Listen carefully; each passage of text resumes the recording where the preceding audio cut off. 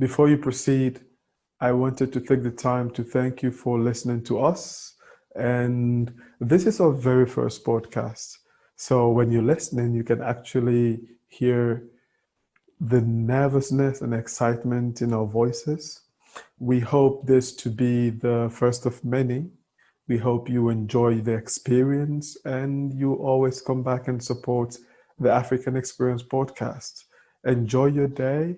Happy podcasting. There is a new African in the world. The black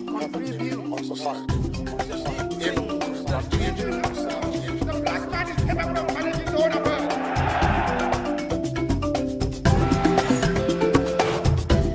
Welcome to the African Experience Podcast, your podcast for fascinating discussions, stories, and interviews from the diaspora. Your hosts, two ordinary Africans.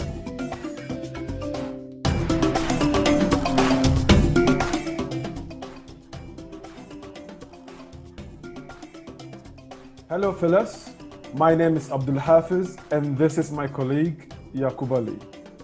We are the founders and the hosts of the African Experience podcast. We are excited to have you here on our platform and listening to episode 1 of the African Experience podcast, which brings you inspiring stories and experiences of Africans all over the world. Hafiz, why do you think they should listen to the African Experience podcast? Why I think they should listen to the African Experience podcast? That's an interesting question. Yeah. I have no idea why anybody would want to listen to us, but let's see what we can deliver. All right, so the African Experience podcast is going to be a podcast that would introduce conversations, stories, expertise of Africans in the diaspora. So we're looking to have interesting and exciting conversations. We're looking to bring inspiring stories. We're also looking to interview experts in their field pertaining to Africa. It could be entrepreneurs, it could be doctors, it could be historians. Anybody we feel could benefit us and the Africans as a whole. So yeah, that's why I think people should listen to the African Experience podcast.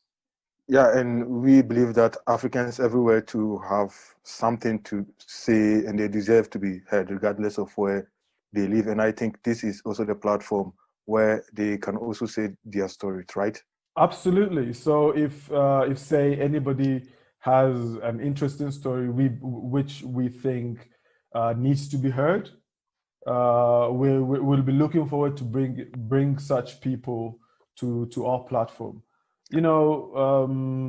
These days, people are consuming a lot of material, especially on YouTube and other social media, including the podcast world.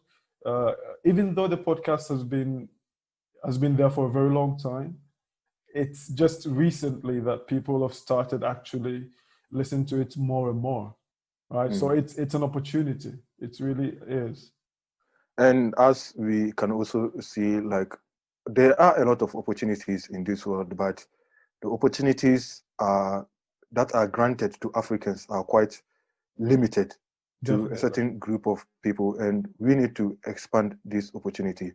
Why do you think there is any difference between listening to podcasts on YouTube and having a podcast? Podcast, yeah, it's normal, yeah. We wish we can just speak our own language. No, it's our first time, so the nervousness, the excitement is there. You see, so I think. So what can you say are the difference between a podcast, listening to a podcast, and watching it on YouTube? I think there's a lot of difference. So, for example, with YouTube, people will need to watch. So over the years, say over the decade, YouTube has gone from a very minority platform to, I think, the biggest media platform in the whole world, in my opinion. Everybody now can upload whatever they want, obviously with the with the permission of YouTube, in a sense. And now we're going into the podcasting. So the difference, I think, is with YouTube, you'll have to sit and watch. You'll have to sit and watch. And as you know, with our phones, you can't be watching while walking on the streets. Or Yeah. maybe say you can't be watching a YouTube video while cleaning the house. You You can't can't be minimize watching, it. absolutely, yeah, you can't minimize it either. You can't be watching a YouTube video while exercising. You get me? But with podcasts, the opportunity is vast. You can be on the subway and listening to your favorite podcast. You can be cleaning the house. You can be exercising. You can be doing some other things that you don't need to sit and watch. And listening thus has a different feel to it. Mm-mm. You don't connect with the listener or with the YouTuber per se. Here Yeah. it says with the podcaster, by seeing them, you connect with them by listening. So you focused just on listening, right? So that's the difference, I think, and it's growing. It's growing, right? Yeah. And I believe here at the African Experience Podcast, we provide our brothers and sisters across the globe not just the opportunity and freedom to be heard, but the opportunity to hear from other people as well, right? And as you said previously, we are going to interview ordinary people, experts, practitioners, and professionals from all walks of life. At the same time, we will also have conversation with anyone from anywhere who has something to say regarding the African people and their place in the world. What do you have to say Definitely. regarding this one? Definitely. The thing is, we believe people have value. Everybody, Yeah, every single individual we know has a value to give. So with this, it doesn't really matter where the person is. We have Africans in the Americas, in the United States and other parts of America. We have Africans in Europe. We have Africans in Asia. Anywhere, whichever stone you lift, you can see an African these days. So these people have experiences and have experienced the world through different lenses, right? So for instance, if say an African who is in Ghana, the way they see the world is different from an African, say, who is in China. exactly. Take you and me, for example, or you and I, is it whichever one is the proper pronoun to use? Yeah. Take you and I, for example. We're probably similar in many ways, right? Because we grew up in Ghana and we came to a foreign country. Our view of Ghana and Africa and the diaspora at large is different to, say, an African in Ghana, right? Not to say one has a better view than the other. It's just different views. So this is what we are planning to bring up with this podcast, Exactly. right? So, say for example, you probably versed in this department than I, the history of Africa and politics of Africa. These are things we think can come to our platform, right? What do you think about that? Yes. And as you said, we also know that wisdom and knowledge come in different forms. Mm-hmm. And everyone has his own way of seeing things. And the same goes with Africa. And we all have our own truth, which in one way or the other need to be heard. And I have a strong belief, like here, we will talk about our truth. Everybody has the opportunity to say his truth. And this is the right platform for us to go about that. What do you think are some of the questions that will be talked about here on our platform? Okay, so first of all, what we are willing to make this platform and the number one platform for Africans, right? Even though it will be. It will. So some of the questions or some of the issues we think needs to be at the very least addressed is issues pertaining the history of Africa. It's very sad that it's only recently that we Africans have started to actually tell our own stories. The history of Africa is probably the biggest, the longest history of the world. But it's very unfortunate that we Africans, we we don't know our history until now. Yeah. Other people have told us who we are, who they think we are. So, for example, growing up from primary school to the secondary school, we've been taught the British history. Yeah. We've been taught the American, the French history. All these, instead of them teaching us things that our ancestors, our great grandfathers have done, they don't. Or I say the curriculum is structured towards the British curriculum. There is this comedian. He's a Malawian. He came to the British Got Talent once. I was listening to one of his comedy, and he was saying, so one day he was in the streets of Britain, London, I don't know where. Then a man asked him, what was he doing here? He said, what are you doing here? So he said, since my childhood, you've been teaching me your history. What do you expect? Do you expect me to go to China? Yeah, where should I go? Where should I go? Exactly. So things like this, the future of Africa, where we think Africa is our leaders and the African people are seeing the history, the future. It's probably entrepreneurship, for example. So we will be looking to bring entrepreneurs in Africa, in the diaspora, people who are trying to make it happen, historians, we've already mentioned that. Yes.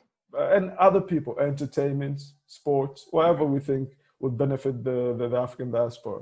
So in a nutshell, we can say that we will talk about why Africa is the way it is today, right? Absolutely. What are the relations amongst Africans on the continent? What are the relationships between Africans on the continent and Africans in the diaspora? Yeah. And African diaspora is very, very important to the African development. And we are also going to talk whether it's time for Africa to take her position on the international stage, and also what are the contemporary problems of Africa and very Africans. Good. Very good. So about the diaspora, the importance of the diaspora. Just recently, we witnessed the year of return from the diaspora to Ghana, right? Yes. Yeah. A very successful one, I think. In my opinion, too, even though it has its flaws here and there, but overall, I think it was a successful project. I think it's something that we'll be looking forward to in the future. And looking at it, I've had the time to actually follow. I've had the time to watch some YouTube videos and seen some African American especially who have decided to come back home, in this case, Ghana and other parts of Africa, to establish simple things, services, simple products. So things like these are things I think we really, really need. And it's a very beneficial project, I think. And I also believe like we would have an episode on the Africans in the diaspora solely for them, so that we can talk about all these things, which will also lead us to talking about the solutions to African problems. Definitely. The impact of foreign invasion. I don't know if it's right, particularly religion on Africans, and also the gender issues, the distributions of roles and responsibilities between African men and African women. Absolutely, I second that. I think things need to be said. Although we're not experts, no one should take us as authorities of any kind. We're just two ordinary people who think it's time to actually bring such matters, even though it's other people are talking about it. We're looking to bring it in such a way that people can feel more comfortable People can have the freedom and talk about what they want, they need to talk about, right? Exactly. Yeah. So, what are the expectations? What should people expect from the African Experience podcast? People should expect a lot. So I think by this time, people have actually anyone listening would have had a brief summary of what or an overview of what we'll be doing on this podcast. People should expect us sometimes, not necessarily having guests over. We will take some issues we think we can talk about. We can talk about from our perspective, right? From our perspective, we'll have conversations. We'll have experts in their field come. We'll ask them questions. We will ask them for what they think the solution might be. It's something. It's small. It's gradual, but we believe small effects are better than no effects, right? Exactly. At the very least, anyone listening to this podcast, say for example, there's an issue very serious to Africans, and we're able to bring this issue to life to anybody listening to this podcast. The awareness only is enough. The awareness of that issue is enough, right? Some of our forgotten histories. Some people listening to this podcast would probably have never heard of it, and it will spark this curiosity of going to look for more stories like that. And we think small things like this is what we need. So people should expect a lot from us.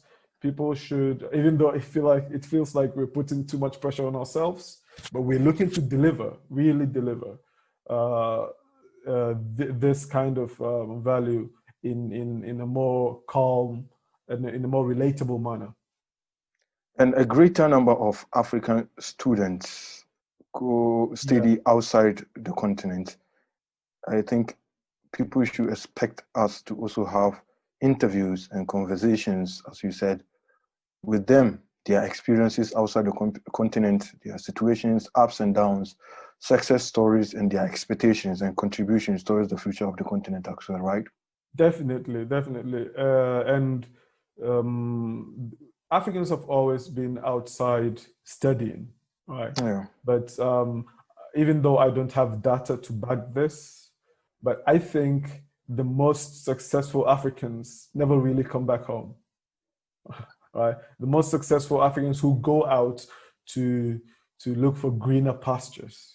It's very funny, greener pastures, the word is so funny to me because Africa is more green than anywhere in the world. But why? Oh, so for example, somebody would live a very green country like the sub-Saharan Africa, one of the sub-Saharan African countries, and go to Norway, for example, the cold north, and say going to look for greener pastures. It's really funny to me. So yeah, there are lots. Maybe we have the green, but not the pastures. Yeah, the green in the sense of dough, right? The money. Yeah. So we will interview people, and if you go to China, if you go to Japan, even I think places as remote as Fiji, you'll find Africans studying there. We're Yes, looking I even heard a story of two Africans who are now stranded in Turkmenistan. Wow. And I was asking, where did they heard that name, Turkmenistan? And they were eager to go there. So you are absolutely right. And also we'll delve into the world of Africans, as we said, in the diaspora. Definitely. And Africans born outside of the African continent. Definitely. We want to hear their story. They should tell us about their day-to-day experiences and opinions of the current situations and the events happening around the world and in Africa as well. So the expectation, I think, is going to be high from us. Absolutely. It's so great that we now are this time in the world. I think we're lucky in terms of advanced technology than any other time of the whole world history. So Mm, um, now you can be here and you can be talking to somebody as far as China, right? mm, This is something we take for granted. I bet you if say a person from the 14th century was able to be to come to this world today, would think they're in heaven or something. Sometimes I exactly. used to think so. So we need to take advantage of what we have now. We need to know that the world is changing fast, and we need to keep up. Africans Exactly. taking their stage is we already are the world stage, right? We already Exactly. have taken our stage, but we need to change the approach, in my opinion. We need to be Exactly. more independent, right? Now let's tell you something about us. Well, my name is Yakubu Ali. I am from Ghana and currently a master's student of African Studies and International Relations at the Istanbul Commerce University here in Istanbul, Turkey. I came here in 2011 and I studied in the high school. After that, I completed in 2015. Then I studied political science and public administration as an undergraduate in the Bulletin Ejavit University, where I graduated in 2019. And I have always been interested in the history of Africa and the progress of the African people, the desire to know more about who we are as Africans, where we came from, our position in the world, and where we want to go. This curiosity Well, puts me in a position where I always search to find the truth about Africa and Africans at large. And in doing so, actually, I found a lot. I discovered myself as an African. So, a journey that started some 200,000 years ago from the continent. It's in us, and we are always in pursuit of finding ourselves and who we are. I'm really excited to be here on this platform to continue the journey with you and then to create a certain sense of awareness and actualizations as Africans and human beings at large. And through that, I believe we can grow together. Hafiz, can we know something about you? yeah, sure. That's a tough question. That's a question I've been grappling with recently. Who I am Yeah. in a very broad sense, right? Obviously, I know who I am. I know my race. I know what I do, right? But my name is Abdul Hafiz Adam, as you know, and my journey is very similar to Yakub's journey. I was born in Ghana, and I left the country when I was a little above 14 years old. Um, I came to Turkey to study for high school. Interesting. People really get surprised when I tell them I've been in Turkey for high school. Mm, Yeah, so I came to Turkey to study high school like Yakub, and fortunately, I was able to graduate successfully, and I had the opportunity to continue my undergrads in Turkey. In this case, I studied mechanical engineering in Ankara, Gazi University, right? mm, Yeah. When anyone asks me who I am or what I am now, I'd rather tell them that I am an entrepreneur rather than an engineer, right? Things change, and entrepreneurship, I think, is a huge deal for me, right? Africans and African studies, history, psychology, sociology, everything has been an interest to me. And recently, I have started listening to how language connects to history. Yeah, so it's something that is really, really interesting. I think just like how we view science as an integral part of life, I think language is just as important. Can you Yeah. imagine science without language? Yeah. What would you call it? Right. So I think language is so important. And as Africans, we have over how much? 2,000 languages in Africa. We Yes. we need to we need to study the path of the languages. And I think I know people who actually are in this field. And these are things that interest me a lot. I view the world from that lens of engineering and also the humanitarian sciences. This, I think, in all, kind of shows who I am and who I want to become, right? So yeah, and without saying too much, I just want to put a disclaimer out there. So for people who are listening to us, you realize by now that we studied in Turkey, and obviously English is not the first language of Turkey or the language of Turkey at all.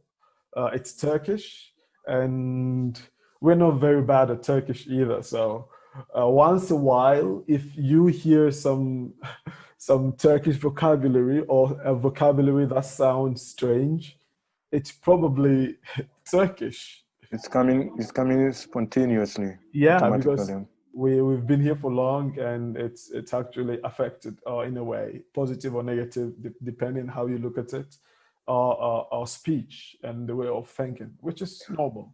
We just hope that will add some kind of spice to the way we do things here. Exactly, Well, exactly. there you heard it all. We are going to do our very, very best to make sure that our podcast is a very exciting and interactive as we can. And on that note, we thank you very much for listening to us, and we hope that you will join us in our next episode. And you can also contribute with opinions and all sort of ideas if you have one. Thank you very much for listening to us, and see you later. Thank you very much, everybody. Thank you for listening to this episode of the African Experience Podcast.